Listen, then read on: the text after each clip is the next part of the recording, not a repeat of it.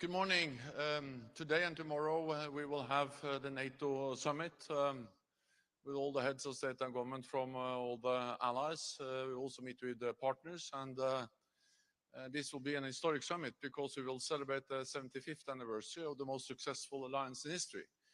But we will do more than celebrations. We will also make important decisions for the future on deterrence and defense, on Ukraine, and on how to expand our partnerships, in particular with our partners in the Asia-Pacific. On Ukraine, I expect allies to agree a substantial package, which will consist of 5 elements. One is a NATO command for Ukraine to provide security assistance and training. A long-term pledge to continue and sustain our support to Ukraine. New announcements of immediate military support, including air defense, and new bilateral security agreements between NATO allies and Ukraine. And then finally, that we will step up what we do to ensure full interoperability between the Ukrainian forces and NATO forces, including with a new training and evaluation center in Poland. Altogether, these 5 elements constitute a strong bridge for Ukraine to membership of the alliance. And I'm confident that allies will then reiterate the commitment to that Ukraine will become a member of NATO. On deterrence and defense, we will ensure that we have the forces in place to meet the requirements in our new, very ambitious defense plans. We already have 500,000 troops on high readiness in NATO, the highest in decades. We will also integrate a new ballistic defense site in Poland into our air and ballistic missile integrated system. Of course, the most important thing is that we now see that allies are stepping up when it comes to defense investments. We made the pledge 10 years ago at the NATO summit in 2014 that allies should spend 2% of GDP on defense. At that time, only 3 allies spent 2% or more on defense. This year, 23 allies will spend 2% or more of GDP on defense. And this makes a big difference and demonstrates that allies are taking security extremely serious. The last thing I will say is that we will also then meet with the heads of state and government from our Asia-Pacific partners, Australia, New Zealand, Japan, and South Korea. And the war in Ukraine demonstrates how our security is interlinked, because Iran, North Korea, and China are the main enablers of Russia's war against Ukraine. Yeah. Thank you, sir. First of all, congratulations on your Presidential Medal of Freedom, sir. Well deserved.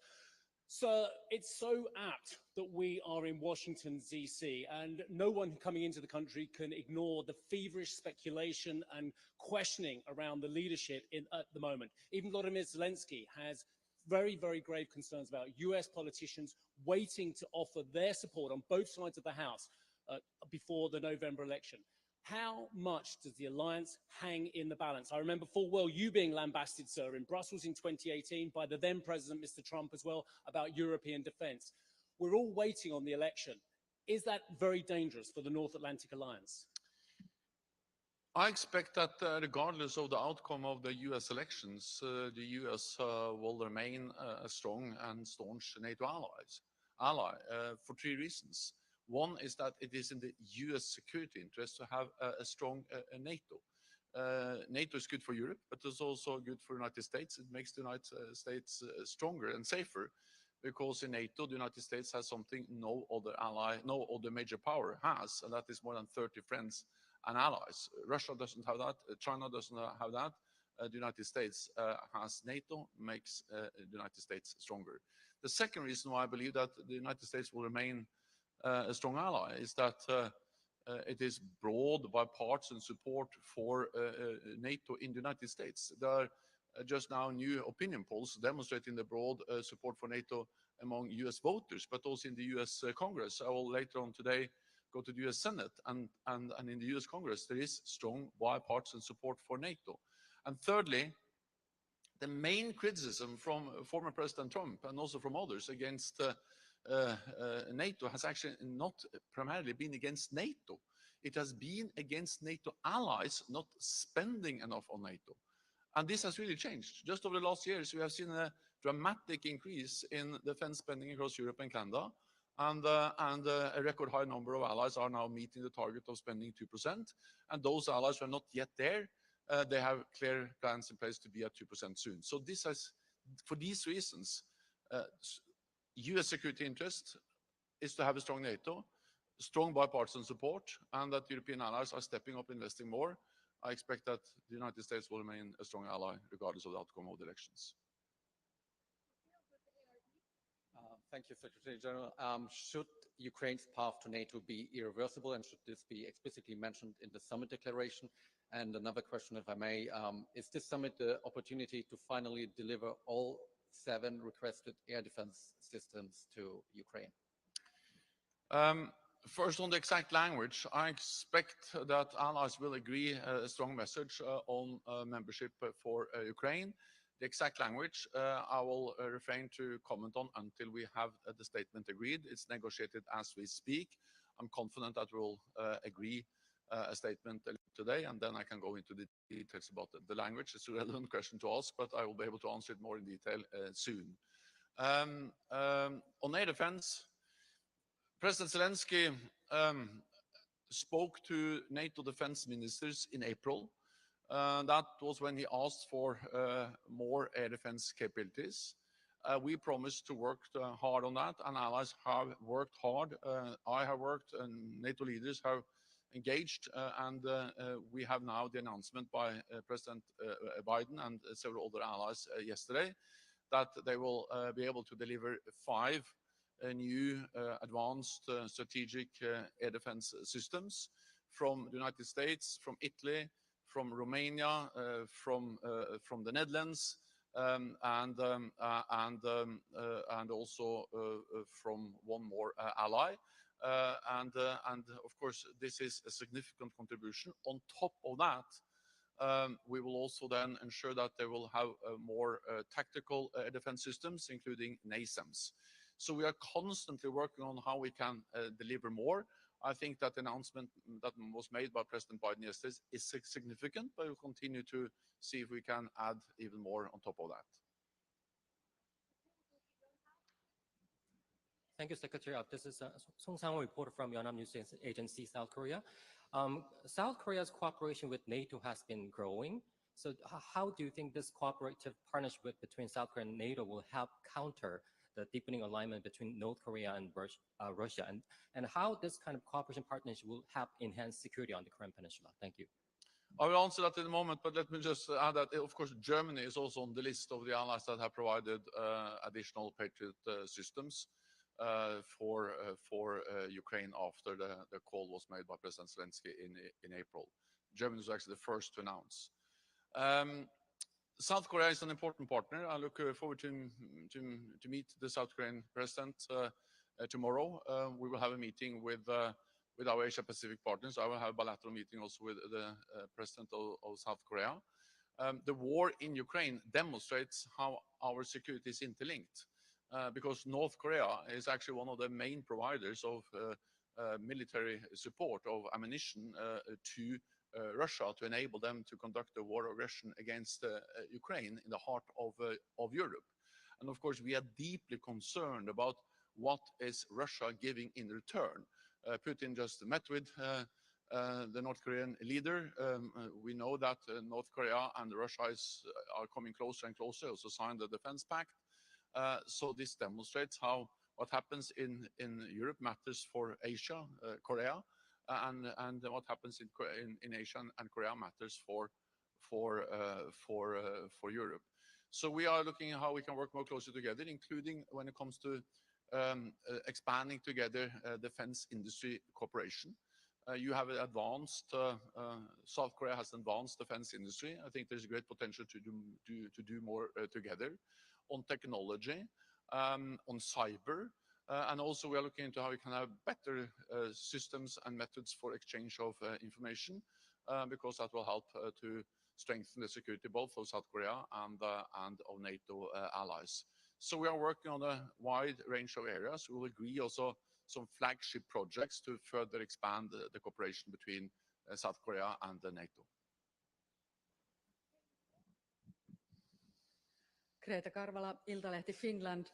What is the main reason that Ukraine cannot be NATO member yet? And if I may, is Russia emerging threat to NATO's eastern flank, and can we expect that war escalates? We don't see any imminent military threat against any NATO ally, and Russia is now fully preoccupied with the war against. They have moved a lot of forces also from along the border between Russia and Finland down to Ukraine. So we don't see any imminent military threat against any NATO ally. What we see is, of course, a constant threat of cyber attacks, of sabotage, of different types of hostile actions against NATO allies, but short of military attacks, because Russia is so preoccupied with the war in Ukraine. But of course, we need to be vigilant. We monitor closely what Russia is doing, and NATO allies are investing heavily in new modern defense capabilities. And just the fact that we now have Finland and Sweden as members, that has made NATO stronger and Finland and Sweden safer. Finland brings very capable forces, well-equipped, well-trained forces to our alliance, and the fact that Finland is now a member makes it also, of course, easy to do defense planning in the Nordic area, but also with the Baltic countries. So that was the second question. What was the first? Ukraine Yeah. No, well, so as you know, to have a new ally, to invite a new ally, we need consensus. All allies agree that Ukraine will become a member, but it's too early to say exactly when that will happen. What I can say is that we are moving together with Ukraine closer and closer to NATO membership.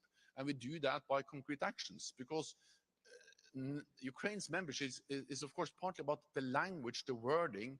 We will agree later today in the NATO declaration about membership for Ukraine. But it's also very much about the concrete actions we are taking to move Ukraine closer to membership. And the fact that we now will have a NATO command with 700 people based in Germany at the NATO command there, but also at hubs in the eastern part of the alliance to facilitate training and security assistance to Ukraine. That will give a stronger NATO framework basis for what we do, and also help to move Ukraine closer to our membership. The long-term financial pledge, everything we do on interoperability. When NATO allies are delivering F-16s, for instance, to Ukraine, we also deliver training, doctrines, and all of that are examples how we are moving Ukraine closer to NATO and making it easier for them to become a member when the time is right. Thank you, Elina Kervinen for Helsinki Sanomat Finland. Secretary General, you mentioned the Russian sabotage campaign. Just yesterday, we read that US military bases across Europe were placed on heightened alert because of a possible threat. What concrete is NATO doing to prevent this kind of actions, and what will be the message from this summit? Thank you. I will not comment on that specific incident. It's correct that the US has increased alert levels for some of their bases, but it's for the US to comment on that specific incident. What I can say is that we have seen a pattern of increased Russian hostile acts against NATO allies over the last months, organized by the Russian security services. And this is about sabotage, this is about cyber attacks, this is about arson attempts, this is about different types of malign actions against NATO allies. And what NATO has done, and what we are doing is that, first of all, we are stepping up awareness. We are making allies aware of that these are not standalone incidents, but this is part of a Russian campaign to try to intimidate us from supporting Ukraine. So increased awareness. Second, more intelligence sharing. The fact that we now also have arrests in UK, in Poland, in Germany, in some of the Baltic countries, all people who are accused of standing behind these sabotage, different sabotage or malign activities, is to some extent also the concrete outcome of exchange of intelligence between NATO allies. So stepping up the sharing of intelligence is a second thing we do. And thirdly, it's also important to realize that what NATO does to help allies improve their cyber defenses is important, because much of this is taking place in space, and also to counter disinformation, because it's a variety of different hostile actions, ranging from disinformation to concrete sabotage attempts. We are vigilant. We are monitoring closely what Russia is doing. And of course, many of the actions have to be taken by individual allies.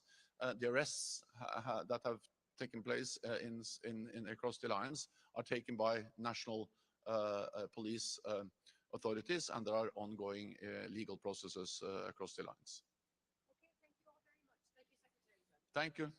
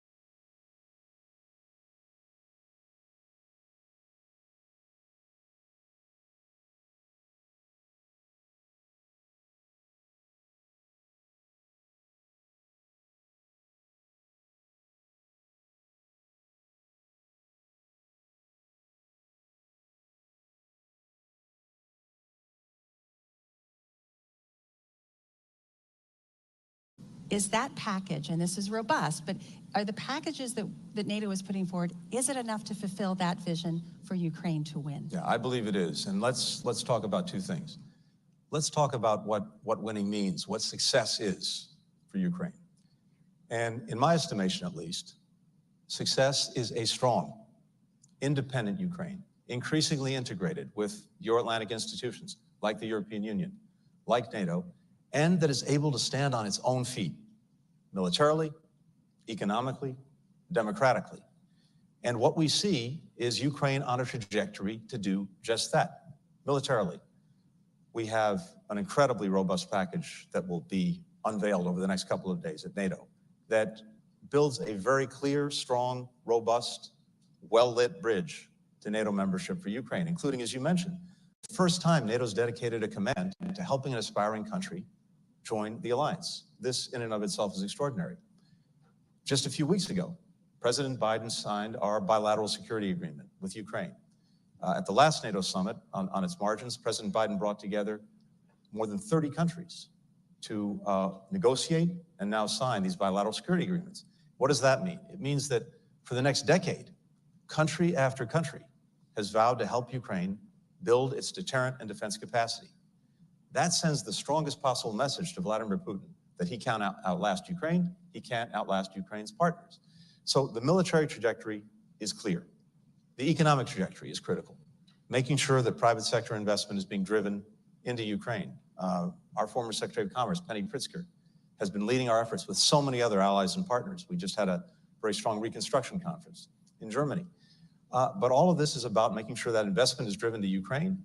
I'm convinced that Ukraine has tremendous capacity, first, to develop a strong defense industrial base for itself and for other countries, but also because of the extraordinary innovation of Ukrainian entrepreneurs, the Ukrainian economy, to develop a strong, robust economy. Of course, the air defenses are critical to make sure, as I said before, that investments that are being made, physical investments that are being made, are protected.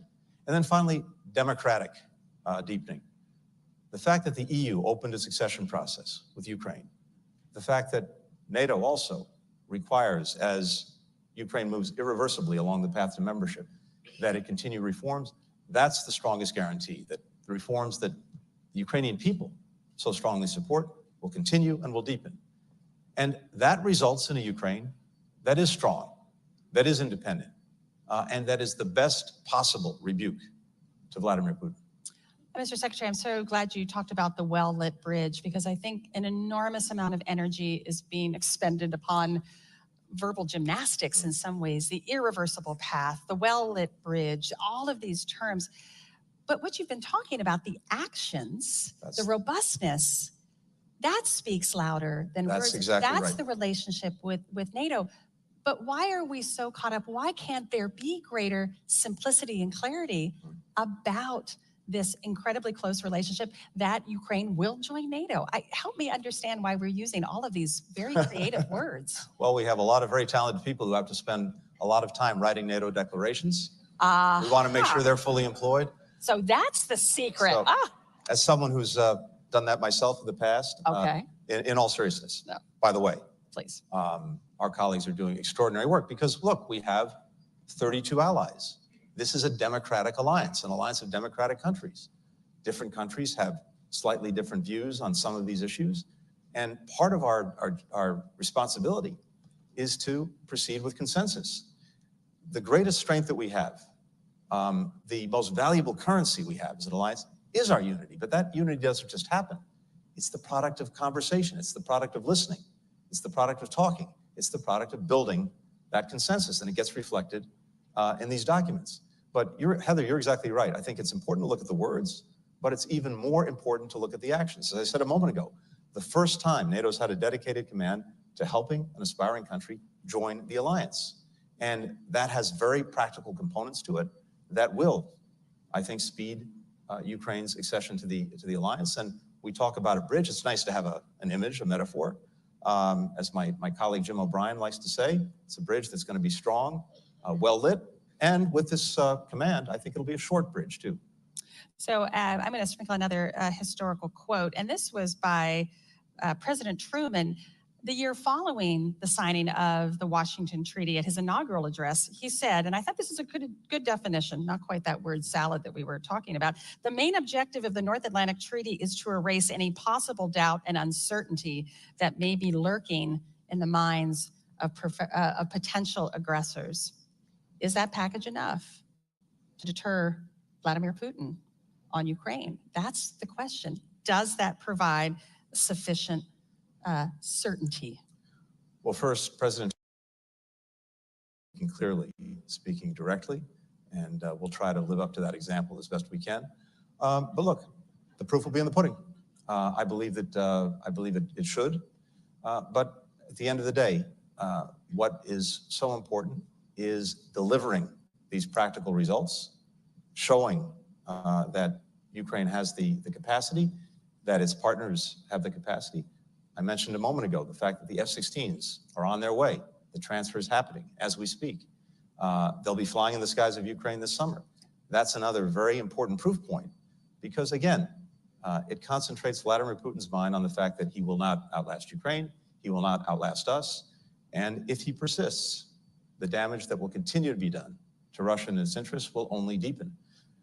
The fastest way, the quickest way to get to peace is through a strong Ukraine. Absolutely. To sort of twist President Truman's words a bit, I'm wondering if the aggressor is starting to put doubts in the mind of some NATO members. And what I'm speaking about is these brazen hybrid attacks. We've seen a series of them. In fact, quite extraordinarily, U.S. bases across Europe had to go on high alert this last week. This is starting to be of greater concern. What does NATO have to do to try to get to that problem? Because that is, undermining NATO unity. It has to do, and it is doing, what it's always done, which is to adapt. When we came into office, one of the most important things to do from the outset, besides re-engaging the alliance, re-energizing it, and as necessary, reimagining it, was to put forward a new strategic concept, the first one in a decade, to take account for the fact that we're in a dramatically changed security environment with not only new actors posing challenges, but also new means, new methods. That strategic concept reflects the fact that we have these hybrid threats. Since we put out the strategic concept, we've been working to turn it into real plans, real programs that demonstrate that NATO is capable and effective in dealing with exactly these kind of challenges. That's going to be carried forward at this summit. More to be said about that in the next couple of days. But I can tell you from the meetings that we've had to prepare for this summit, every ally is acutely aware of this. Every ally is acutely focused on this. The fact that we've seen attacks in recent months, arson attacks, sabotage attacks, attempted assassinations, misinformation, disinformation, cyber threats. These are not one-offs. This is part of a deliberate strategy by Russia to try to undermine our security and undermine the cohesion of the alliance. It's not going to work because we see it and we're acting on it. I think we need to start acting on it. It's so concerning that these are increasing for sure. Let me turn a little bit to the broader elements of the summit and working with our Indo-Pacific partners. The largest land war in Europe since the Second World War is not simply a concern to the Euro-Atlantic community. We now, this week, have Chinese military exercising with the Belarusian military. We have reports of North Korean trainers coming into Russia. This is now a global alignment of our adversaries from Russia to China, Iran, and North Korea. Can NATO play that bridge between the Indo-Pacific and the Euro-Atlantic? This is the third summit where our 4 Indo-Pacific prime ministers are here. Their commitment is getting stronger. Can NATO play that role? Yes, and we are seeing it play exactly that role. You mentioned this is the third summit in a row that we've had Indo-Pacific partners here at NATO, Australia, New Zealand, Japan, Korea. And it's a reflection of the fact of exactly what you said, that these challenges are linked, that our theaters of work together are linked. And maybe this was crystallized by Ukraine when Prime Minister Kishida of Japan said that what's happening in Europe today could be happening in East Asia tomorrow. When Russia committed its aggression, its renewed aggression against Ukraine, and Japan stood up, South Korea stood up, Australia, New Zealand. This is a reflection of that recognition that these challenges are linked, and when democracies stand together, whether they're in Europe, Asia, or elsewhere, we're going to be stronger and more effective. So as we're gathering here in Washington with our Indo-Pacific partners, what this means is we are breaking down the silos between Europe, Asia, and the United States. And this has been a very deliberate objective of President Biden from day one. Not only building convergence with our allies, stronger convergence when it comes to how to approach Russia, and in a different way, how to approach China, but also break down the barriers, the walls between European partners and Asian partners. And of course, what's happened just in the last year and a half has only reinforced the imperative. Ukraine. We see, unfortunately, China not providing weapons to Russia to pursue its aggression, but being the major contributor to Russia's defense industrial base. 70% of the machine tools that Russia's importing are coming from China. 90% of the microelectronics that Russia's importing coming from China. That's enabled it to sustain its aggression against Ukraine.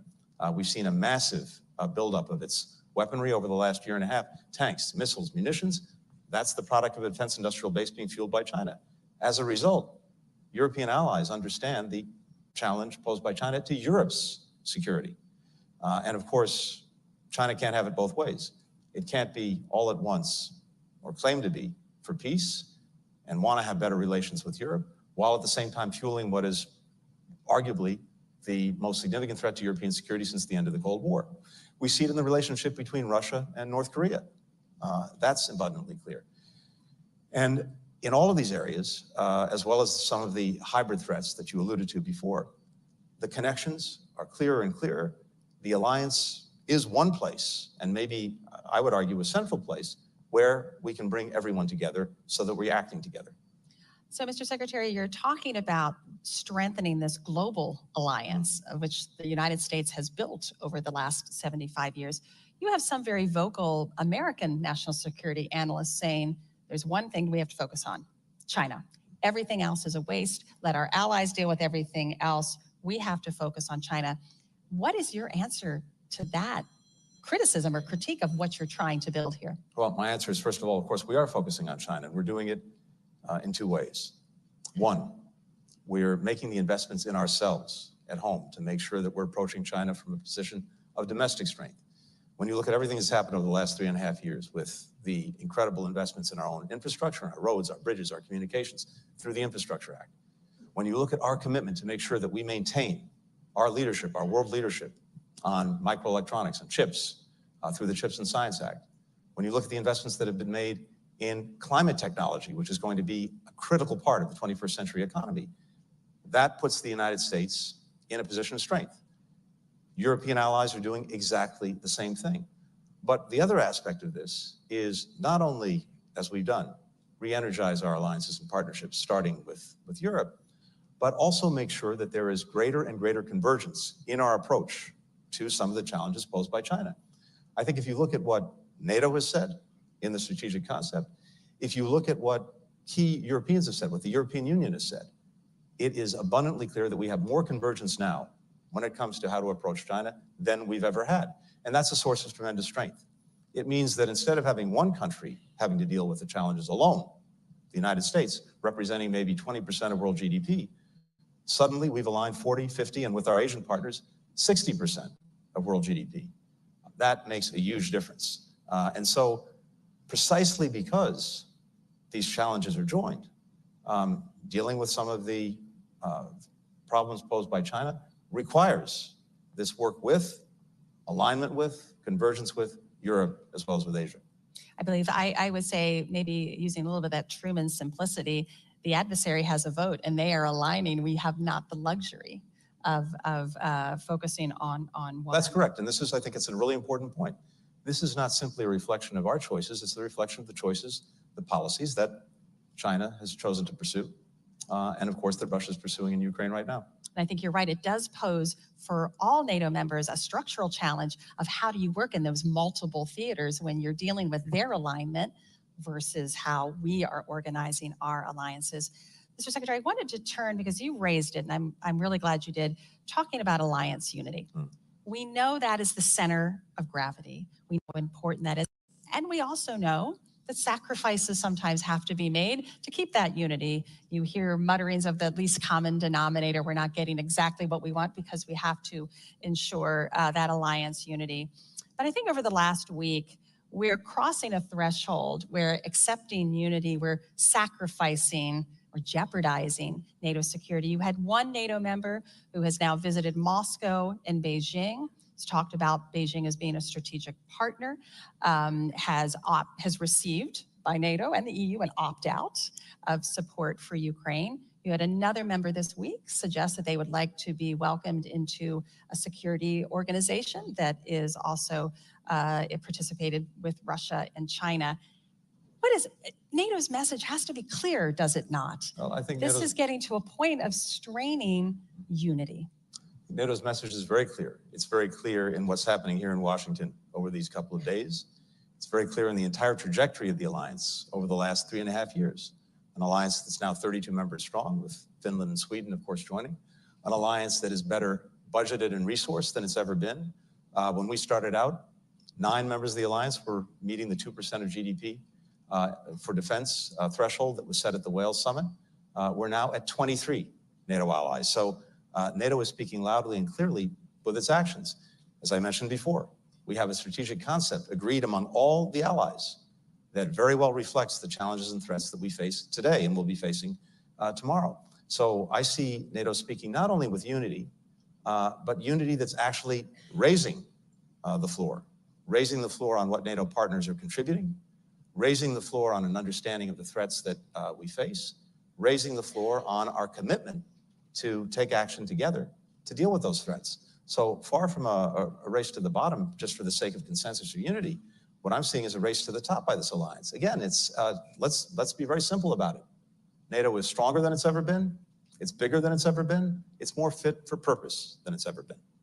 I think, Mr. Secretary, it's not about necessarily the 2%, and I think we're going to be raising that bar, yes. Don't you think? It's going to be the new 2.5, maybe even the new 3% if we're heading into this this era of tremendous instability. No, but I'm saying even a NATO member can spend 2%, but still be working to undermine the security of the alliance itself. So it's not just 2%. How do we get back to, again, that core of the Washington Treaty, the preamble? We defend democracy. We defend a certain set of values. When allies don't profess necessarily to uphold those values, what's the answer? I mean, this is about us. It's not about the adversary. It's about who we are. Of course, allies, as we speak, for the last 2.5 years now, have been defending those values, defending our democracy that's at stake in Ukraine. They know that it's not only about Ukraine. It's not only about the Ukrainian people. It's actually about the values that unite us and the basic principles that all of us have agreed on together with so many other countries around the world that were designed to try to keep the peace and protect against aggression. And NATO countries are standing up day after day to defend those principles, to defend those values. Now, look, communicating with adversaries, with enemies, that's fine. Communications are important. You want to make sure that at least you're not misunderstanding each other. But of course, what's communicated is really important as well. I would hope that anyone, for example, going to Moscow now, makes very clear to Vladimir Putin that NATO's not going anywhere, Ukraine's not going anywhere, the European Union's not going anywhere, and that what we just saw the other day, a horrific attack on a children's hospital, is totally unacceptable, and Russia will continue to be ostracized as long as it engages in those kinds of actions. I would hope and expect that anyone going to Beijing makes clear what I said a moment ago, that continuing to fuel Russia's defense industrial base, continuing to allow the greatest threat to European security since the end of the Cold War to go forward, is something that is unacceptable to Europe. And that means unacceptable is a word. Actions follow that, including, as necessary, sanctions, including, as necessary, not allowing relations that Beijing might seek to improve to actually improve. So what we're focused on is what allies are doing, and I can tell you as an alliance, what we're doing is evidencing greater strength and commitment to the principles, the values that are at the heart of this alliance that I've seen. Are you confident those messages are being sent? I have confidence those messages are being sent. Right. But again, we come together as 32 countries, from the perspective of the United States, it's so important that we listen to each other, that we communicate clearly with each other, and yes, we develop consensus. But what I'm seeing again is a consensus that is moving us up, not holding us back. So we've welcomed, this is Sweden's first right. NATO summit. Great to come in. We've got this bolt of energy. I feel it with Sweden and Finland joining. There's an energy in the Nordic, Baltic quadrant of NATO. How has it been to welcome those new men? They're seeing what's behind the curtain. How have you introduced your two new colleagues now into NATO? Tell us some good stories. Well, of course, Sweden and Finland have been NATO partners for a long time. They've contributed tremendously to the alliance, to our common endeavors for a long time. But to have them at the table is something I suspect most people in this room 3 years ago, I doubt anyone really would have imagined that. If you would have read a lot of think tank reports 15 years ago, you would have known this would have been the case. But that's okay. I might have let it slip. I might have written one or two of those reports back in the day. Good, So, see? but in all seriousness, you're right. I think it has added a jolt of energy. They're both remarkable partners. They bring so much to the alliance. They change the strategic equation in a very powerful way. But it's also a reflection of new realities that the entire alliance is facing. New aggression, new forms of aggression, a new determination to stand up together to combat it. But look, we have a little kept secret for the alliance is there's a pretty strong Nordic and Scandinavian component to this alliance, as evidenced by Jens Stoltenberg. President Biden gave him the Medal of Freedom last night. And that was a very powerful reflection of the extraordinary leadership that he's demonstrated over a decade of incredible change for NATO, but a decade that he's managed with brilliance. Well, he's really had a unique talent of communicating with some of those allies that don't see eye to eye. Always with the consensus was incredibly important in resolving some of the difficulties in the run up to welcoming Sweden and Finland.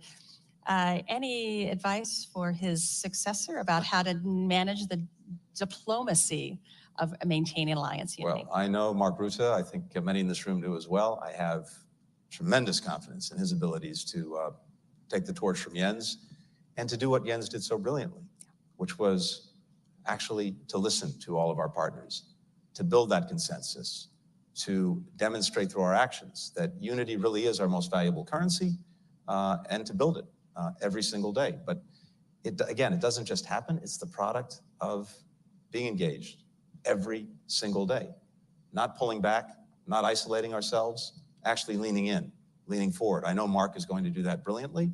And I think the trajectory we're on with all of our member states is to continue to do exactly that. So, Mr. Secretary, I'm going to end. My last question is going to be a historical question, but moving forward. So, as Dean Acheson asked, it is for others to judge, and the 71st Secretary of State just rendered judgment on the 51st Secretary of State's judgment. So let's look forward. When NATO celebrates its 150th anniversary, next 75 Look forward years. to seeing you all there, by the way. Yes, exactly. We'll be in our wheelchairs, exactly. What judgment would you like your successor to render about what you have done here on the 75th anniversary to keep 1 billion people safe?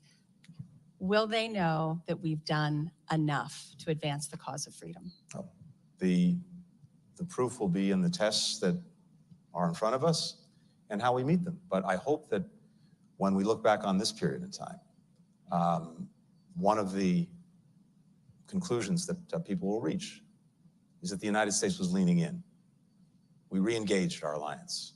We helped to re-energize our alliance. We helped to reimagine our alliance so that even as we celebrate 75 years of the most successful defensive alliance in history, we were resolutely focused on the future and doing everything that we could in our time to make sure that that success for 75 years would continue and that the alliance would be adapted, focused, fit for purpose for our time and for the years ahead. Because again, I come back to what I started with, Heather. This alliance is a reflection of a commitment that leaders in all of our countries make to the people we represent. A commitment that we do everything possible to keep them secure, to prevent wars, to deter conflict, so that they can move on with their lives in freedom, in security. And so if we manage, as the result of the actions that we've taken over these last years and in this period, to do that in the years ahead, we will have succeeded. We will know we will do enough if Ukraine wins. That's right. Thank you, Mr. Secretary. This has been a great kickoff. I hope we've started things off. We've revved up our engines. I know you've provided a lot of food for thought. Thank you so much. I know you have to get back to start your summit, but first, will everyone please join me in warm applause? Thank you. For the Secretary of State. Thank you. Thank you. Thank you.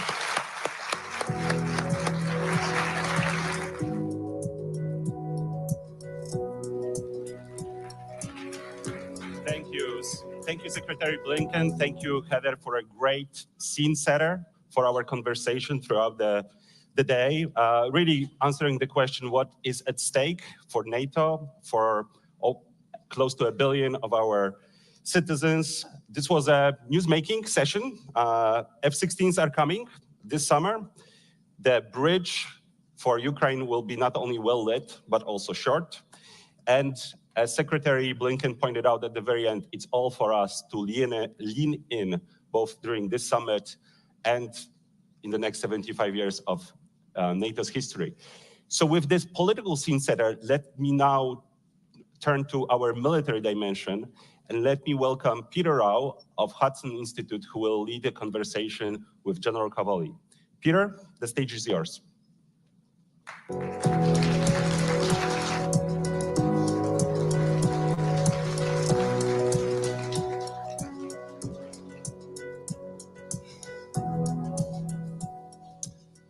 Well, good morning. As mentioned, I'm Peter Rao, Senior Fellow and Director of the Center on Europe and Eurasia at Hudson Institute.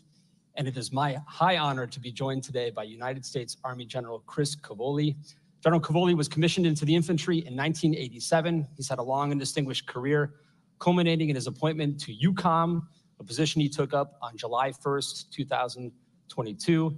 And 3 days later, on our nation's birthday, July 4th, that's right, he became Supreme Allied Commander Europe. General Cavoli, welcome to the public forum. Thank you, Peter. At public conferences like these that focus on European security, we tend to talk a lot about deterrence, how to preserve the peace that the alliance has forged for us over the decades. Yeah. But there tends to be less focus on warfighting capability, the ability to actually win a war should deterrence fail. So to rectify that imbalance a little bit, let me ask you, how confident are you that the alliance could be able to conduct high-intensity combat 10, 20, 30 days into a war with Russia should deterrence fail? Oh, I'm quite confident. So we have, over the last couple of years, based on the work of my predecessors, one of whom is sitting right over there. Hi, Skep, how are you, sir? We have been building out a strategic concept and then the enablement of that strategic concept for the deterrence and defense of the Euro-Atlantic area. So it started with the strategic approach, and then it's come down through a couple of major documents. In the last couple of years, what we've done is turn those into concrete plans, traditional, classical operational plans that describe how we're going to defend specific areas of the alliance and what we're going to use to do it and what the sequence of events is. This is a big shift. The alliance had gone for many years without plans since the end of the Cold War, real significant plans to defend the territory of the alliance. That has produced a whole range of changes for us. As you know, after the end of the Cold War, the alliance refocused on out-of-area operations and crisis management. These tended to be smaller scale operations done on a predictable basis, so it allowed for a cyclical force generation model. All of this gave us the opportunity to economize, especially in terms of higher headquarters and enabling organizations such as logistics brigades and long-range fires and things like that. All that's coming back now as a result of the plans. The plans have given us a force structure requirement that's guiding the way we resource the plans and the way NATO's militaries, the national militaries, compose themselves, what sort of forces they build for us. It is produced in a very short amount of time. Instead of a cyclically available brigade or two, we suddenly now have 300 forces at the higher two levels of readiness against the plans, 300,000, even more depending on how you count. That's because we've been able to amalgamate and incorporate national defense plans into the NATO defense plan so they complement each other. And it's produced an ability to be forward postured. As you know, we've got 8 battle groups on the ground, forward postured, that blend with national host nation forces in their Article 3 responsibilities. So it's a very effective method. We have the right number of troops forward right now. We've been practicing at large scale our ability to reinforce. As you know, those battle groups need to be reinforced when the time is needed up to the brigade level. We've been rehearsing that. We've done extensive readiness checks to make sure they have the right amount of ammunition and so forth. And as we go forward, we've continued to do these large-scale exercises where we practice the subsequent reinforcement of specific areas. Steadfast Defender this year, over 90,000 soldiers. So I'm very confident in our ability to do that. We have some weaknesses that we have to work on, and we will. Those DDA family of plans were, of course, ratified at the last NATO summit in Vilnius. How far along are the allies in resourcing those plans? Quite far along. So, you know, all of this reorientation from out-of-area operations onto large-scale collective defense of the territory of the alliance is a profound shift, right? It's a very, very big shift. National militaries have to go through that shift on their own. The U.S. military has been undergoing it for several years now. And for the alliance, it's a big shift. It's challenged a lot of the ways we did business during the last 35 years. One of those is the way we generate force and the way we source our operational plans. The way we did it was frankly designed to put together very small organizations on a very predictable basis. Now, we've had to turn the system around. Instead of what will you make available, the question is, if we got into a large-scale fight, what would you not make available? We assume you'll make most of your military available. My deputy, Admiral Keith Blount, is the one who came up with this reformulation of the question, and it immediately refocused our allies in the way they contribute. So several allies have contributed their entire military force structure, save just a tiniest amount, to NATO's plans. As a result of this, for the most part, in capital platforms, in large ground units, we're pretty much where we need to be. We have some gaps in specific places, especially at enablement and logistics, that sort of thing. And those we're working on through the NATO defense planning process right now. My colleagues at Hudson Institute who track the war most closely have suggested that Russia has shown some adaptability on the battlefield and have learned some lessons along the way.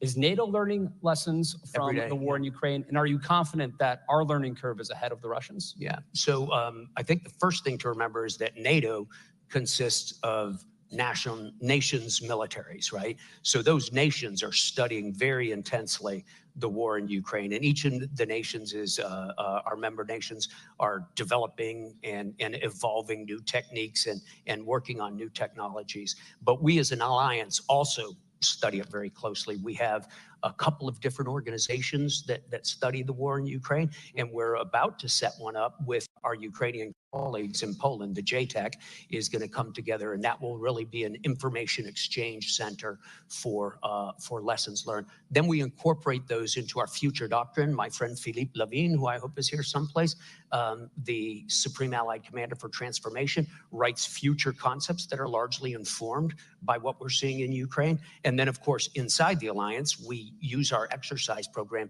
to test new techniques and new technologies that, for the most part, nations bring forward into the exercise. But it is quickly evolving. Your colleagues at Hudson are right. The Russians are very cleverly adapting to technologically and procedurally to many of the challenges that they run into in Ukraine. One thing that's less discussed are SACEUR's peacetime authorities. Sure. But that has evolved somewhat since Tremendous. the onset of full-scale hostilities in Ukraine. Are your authorities commensurate and sufficient to prepare the alliance in a period of high tension prior to full onset of hostilities? And perhaps for the audience, you could just lay out what those authorities are. Yeah. So SACEUR's authorities were pretty circumscribed during long periods of peace, which is fairly appropriate, right? At the beginning of this conflict, my predecessor, Todd Walters, petitioned the NAC to activate the 5 graduated response plans, which is a form of planning process that we had. When those were activated, General Walters suddenly got significant authorities to move folks around. For example, he got the authority to deploy parts or all of the very high readiness joint task force on his plan. He got the authority to perform specified enhanced vigilance activities throughout the AOR, so he could name an operation and then conduct it, defensive operations. As we came through the new family of plans, one part of the modernization of NATO's collective defense has been to change the way we grant authorities to SAC here. And instead of going one by one through an incredibly arcane manual like this thick that gives one authority at a time, what we've done is we've bundled authorities together and we've attached those to certain alert states. And some amount of the alert state I'm allowed to declare, like up to alert state yellow, and just inform the NAC, and that gives me certain authorities.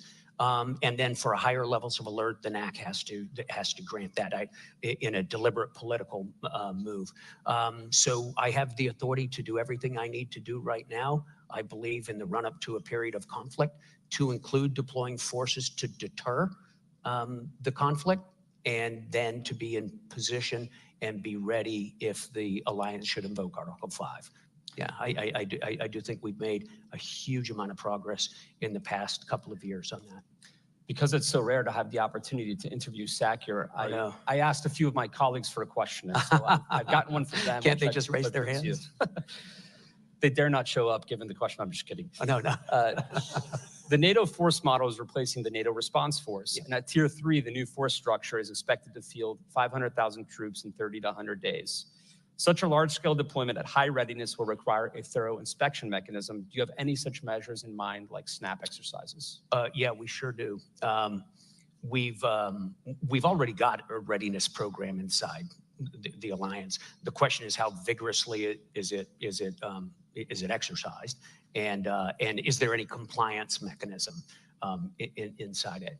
Compliance in the alliance is always, up to nations. It's a political act, how high a level of readiness they want to maintain. But I do have the authority and the systems necessary to go inspect readiness. We're changing some of the things we look at, right? So as we look in Ukraine, we've put in an increased emphasis on stockpiles and munitions and supplies on hand and readily available. We've extended the logistical systems necessary to deploy and to resupply to our troops. Instead of just looking at the sharp side of the sword, we're looking at the whole sword now. And we've developed teams that will become active very soon that will go out and check readiness based on my authorities to inspect the readiness of the forces under my command or that are to be under my command in a time of crisis. Yeah.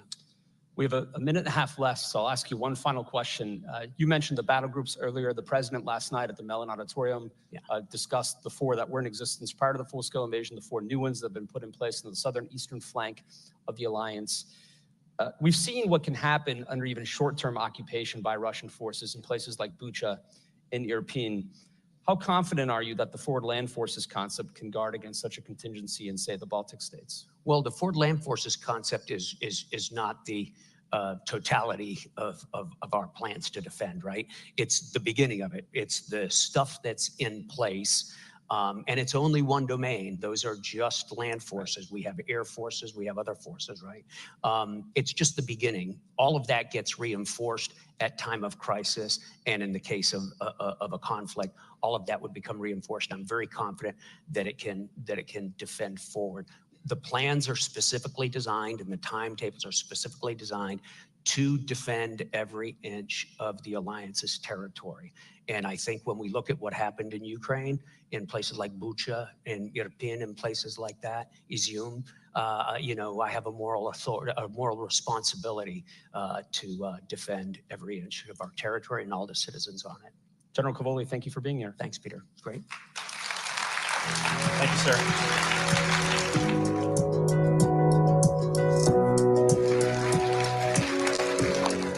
Thank you, General Cavoli. Thank you, Peter, for really another fascinating conversation focused on the military aspect of readiness, of how we are learning from our Ukrainian brothers and sisters fighting brutal war with Russia, but also for emphasizing the need to defend every single inch of NATO territory. And believe me, coming from the eastern flank, this is very real for us and very important. Now, let me welcome Frederick Kemp, CEO and President of the Atlantic Council, for a conversation with the Secretary of Defense, Lloyd Austin. Frederick, the stage is yours.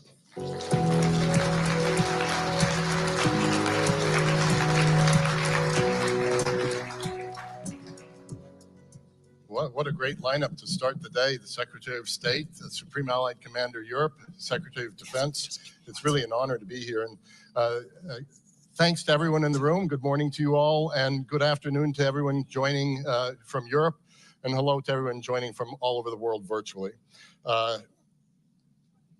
Since its founding in 1949, since NATO's founding, the United States has played a pivotal role in safeguarding transatlantic security, and the Secretary of Defense has always been at the center of that. As one of NATO's founding members, the U.S. has proven to be a critical part of the alliance's collective defense and its adaptability to deter evolving threats. And they have been evolving. America has always stood ready to defend and protect the Euro-Atlantic area and beyond, continuing its commitments to the principles of the Washington Treaty. U.S. leadership was pivotal, particularly following Russia's invasion of Ukraine, mobilizing tremendous support, and you've heard more about that today, new Air Force batteries, F-16s, to bolster collective defenses on NATO's eastern flank, fortifying the commitment to NATO allies, and extending that kind of critical assistance to Ukraine. So it's my privilege to introduce a leader who embodies this commitment to transatlantic and indeed global security, U.S. Secretary of Defense Lloyd Austin. A graduate of West Point in 1975, Secretary Austin's career in the U.S. Army spanned more than 40 years. Throughout his years of service, he has led the command at the Corps, Division, Battalion, and Brigade levels in the U.S. Armed Forces. Secretary Austin was awarded the Silver Star for his leadership of the U.S. Army's 3rd Infantry Division during the invasion of Iraq in 2003. Before he concluded his uniformed service, Secretary Austin was the commander of the U.S. Central Command from 2013 to 2016, one of our most challenging positions, where he was responsible for all the military operations in the Middle East and Afghanistan.